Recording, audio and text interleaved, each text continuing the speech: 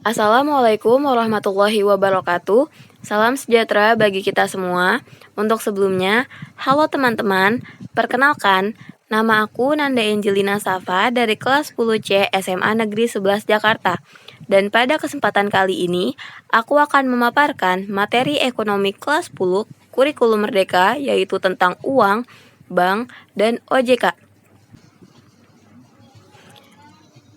Oke, selanjutnya di sini ada Tobata, yaitu topik bahasan kita. Nah, teman-teman tahu nggak sih kira-kira hari ini kita akan bahas apa aja ya? Ya, benar sekali. Pada kesempatan kali ini, kita akan membahas tentang uang, bank, dan otoritas jasa keuangan atau OJK. Yuk kita langsung masuk ke materi yang pertama, yaitu uang. Nah, karena topik pembahasan kita yang pertama itu uang, aku tebak pasti teman-teman yang ada di sini tahu kan apa itu uang. Siapa sih yang nggak tahu uang dan siapa juga yang nggak butuh uang, ya kan?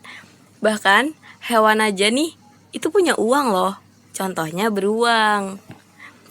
Nah, oke, daripada lama-lama kita basa-basi, langsung aja kita masuk ke materi kita yang pertama.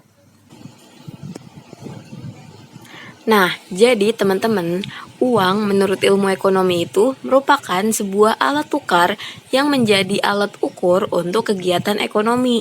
Coba deh teman-teman bayangin kalau semisal kita masih pakai sistem barter. Pasti ribet banget ya. Orang pakai uang aja masih ribet, apalagi barter. Wah, nggak bisa deh kita bayangin kayak gitu ya. Oke, kita lanjut. Selanjutnya di sini ada fungsi uang.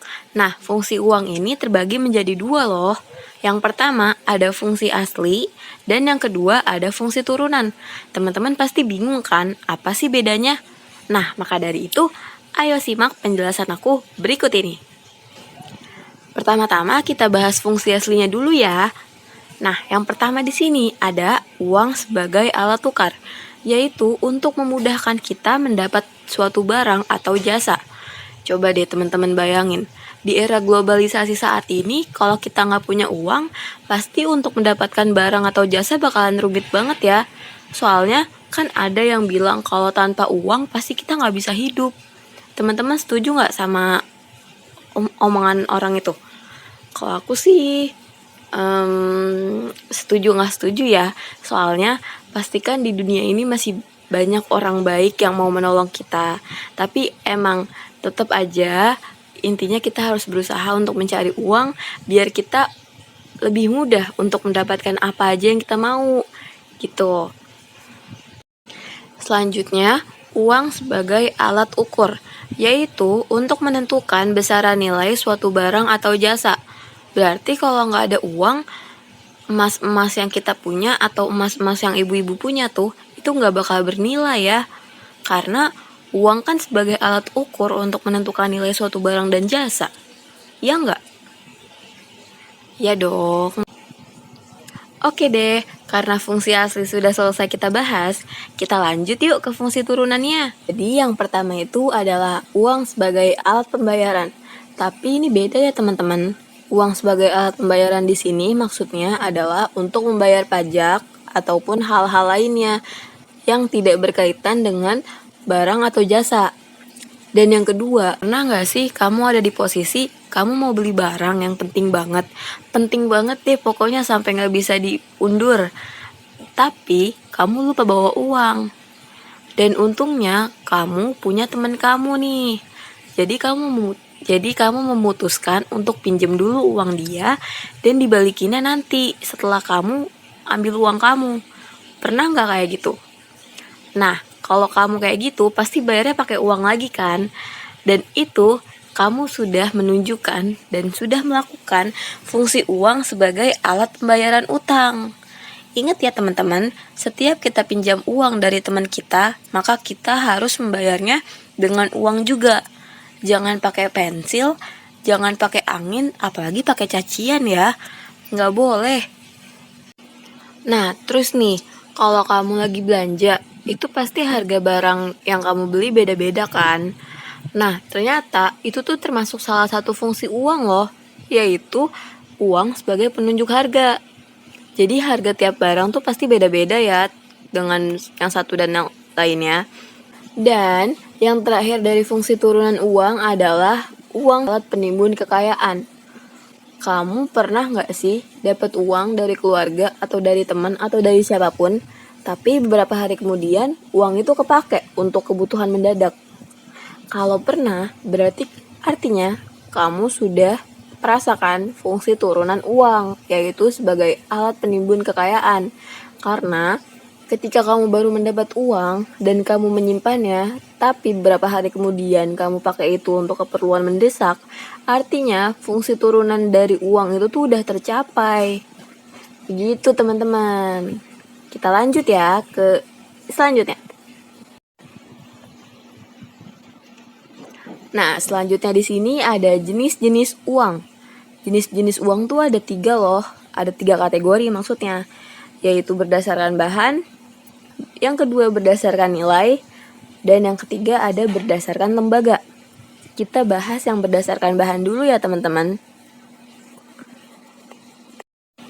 Nah, jenis uang yang kita bahas pertama kali itu berdasarkan bahan.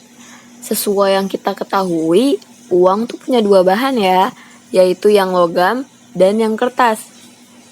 Sedangkan uang berdasarkan nilai juga ada 2 loh. Yang pertama itu bernilai penuh atau full bodied money, yang artinya nilai intrinsiknya sama dengan nilai nominal. Dan yang kedua adalah representative full bodied money atau tidak bersifat penuh, yaitu diterbitkan oleh bank sentral. Dan yang terakhir ada uang berdasarkan lembaga. Ada 2 juga ya teman-teman. Yang pertama ada uang kartal. Uang kartal itu apa sih? Nah, uang kartal merupakan sebuah uang yang diterbitkan oleh bank sentral dan dipakai seluruh masyarakat. Itu artinya kita dapat mengambil kesimpulan bahwa uang yang pakai sehari-hari masuk uang kartal. Gitu ya. Dan yang kedua adalah kalau uang giral beda nih sama uang kartal. Kalau uang giral itu diterbitkan bank umum dalam bentuk giro atau cek ya. Kalau mau belanja tinggal dicek aja deh. Selanjutnya kita bahas lagi.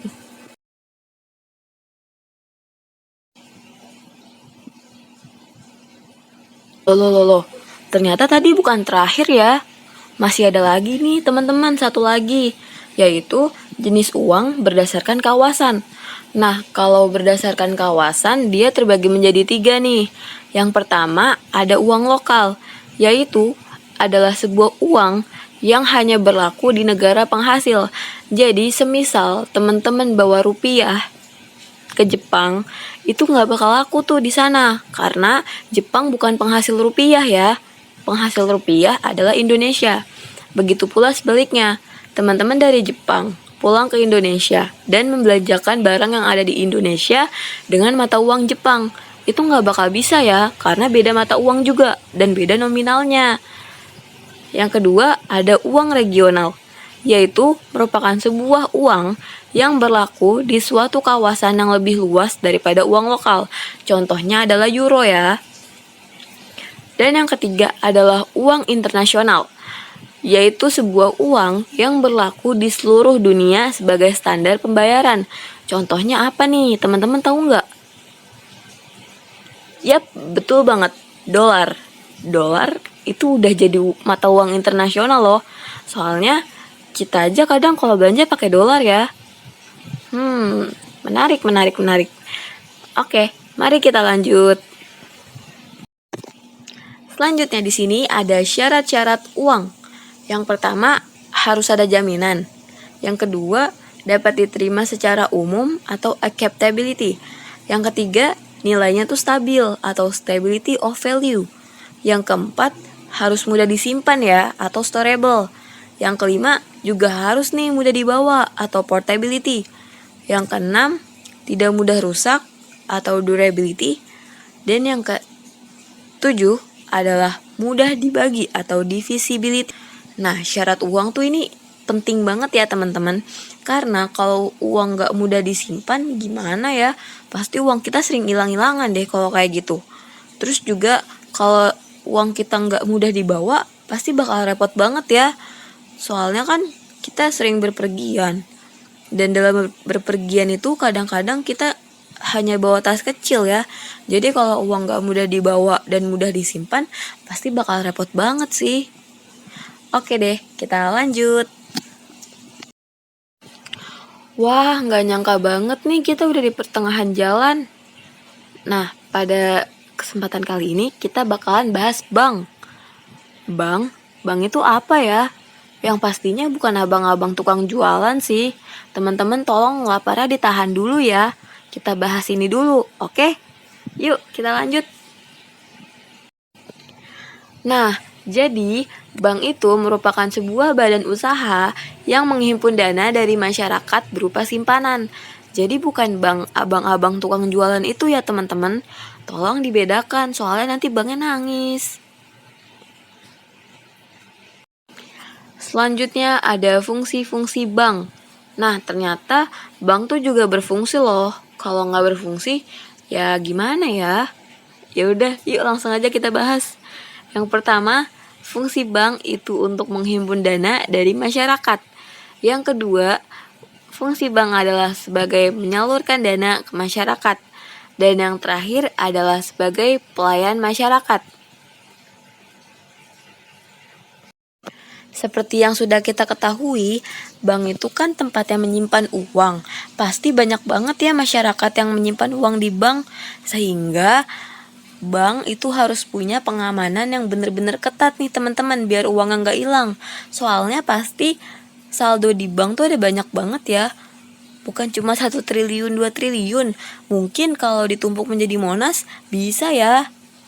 Nah, langsung aja kita masuk ke prinsip kegiatan yang pertama, yaitu kehati-hatian. Kalau kita bekerja di bank, pasti harus hati-hati ya, agar data nasabah kita atau data-data lainnya gak bocor begitu aja ke internet. Bahaya banget kan ya. Nanti ada apa-apa atau data kita dijual, atau nanti banknya bisa dihack loh. Yang kedua ada kepercayaan. Tentu aja kalau kita mau buat bank, kita harus punya nasabah ya. Nah, untuk mengumpulkan banyak nasabah, maka kita harus mengumpulkan juga kepercayaan mereka. Jadi, prinsip kegiatan bank itu bukan hanya kehati-hatian, tapi juga kepercayaan loh. Nah, selanjutnya ada kerahasiaan. Tentu aja sebuah bank harus menjaga rahasia dari nasabahnya ya. Jangan sampai rahasia yang sudah nasabahnya percayakan jadi disia-siakan begitu aja. Sedih deh, nggak profesional. Dan yang terakhir adalah mengenal nasabah. Pasti setiap bank harus ya mengenal nasabah. Soalnya kan kalau nggak kenal, maka harus kenalan. Yang terakhir nih, terakhir banget. Yaitu contoh-contoh bank. Yang pertama ada bank sentral. Yang kedua ada bank syariah. Yang ketiga ada bank umum. Selanjutnya ada bank perkreditan rakyat. Nah, teman-teman tinggal pilih aja nih mau pakai bank yang mana. Pastinya aman dong. Oke deh, karena prinsip kegiatan bank sudah kita bahas, kita lanjut yuk. Biar nggak kena macet. Wah, kita bener-bener udah sampai di akhir nih teman-teman. Nah, yang terakhir ini adalah Otoritas Jasa Keuangan atau OJK. Teman-teman untuk sebelumnya tahu nggak sih apa itu OJK dan fungsinya apa ya? Kalau belum tahu, yuk kita cari tahu. Nah, apa sih OJK itu? Jadi, OJK merupakan sebuah lembaga yang bertugas untuk mengatur dan mengawasi kegiatan di dalam sektor jasa keuangan. Fungsi OJK itu apa sih?